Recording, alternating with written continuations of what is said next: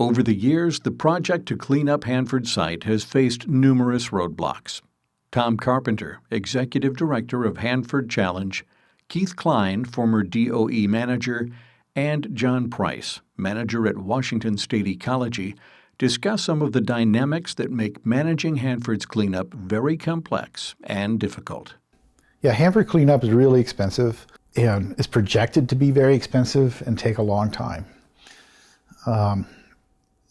Congress reminds, our congressional staffers remind me of that all the time, and they're worried about Congress getting tired of funding this. And we have a Senator, Patty Murray, who's very good at getting money for the Hanford cleanup.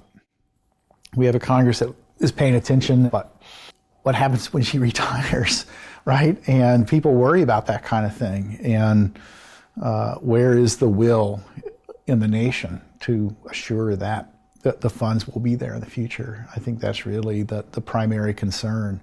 There is lots of money involved, and whenever there's lots of money, there's just lots of issues and other things that come into play. The department does these activities, these sites through contracts, big contracts, multi-billion-dollar contracts, and with big incentives for getting things done. There are fees to be paid and big penalties if you don't do it well. And, this can result in a lot of pressures, good and bad. So, how the contracts are designed can have a huge bearing on how work is done or not done. Obviously the concerns and needs of the regulators needs to be kept in mind constantly. There needs to come in compliance. We don't have an open checkbook.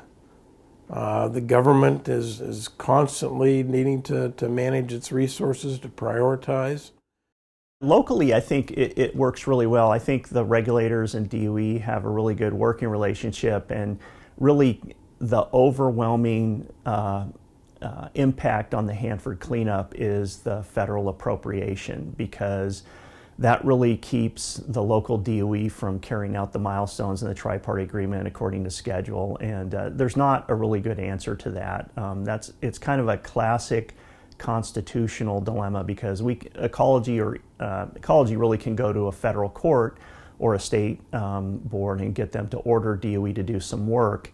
But a court can't order the Congress to appropriate the money to do the work. So it's really kind of a dilemma. I'd say that there is clearly a lack of uniform perspective on the risks of the various facilities, materials, conditions, and depending on your background, education, experience, etc., you come at this from different perspectives. So there was a lot of reconciliation that needed to be done between the promises established under this tri-party agreement, these commitments, in reality. And a lot of parties involved. So, therein comes one of, in my mind, the biggest challenges of dealing with nuclear waste at a place like Hanford. And it comes down to communications and alignment. According to the Tri-City Herald, on January 9, 2019, a new DOE estimate of the cost of the remaining environmental cleanup at Hanford was $242 billion, an increase of $82 billion. Hanford is a very complex and expensive long-term challenge indeed.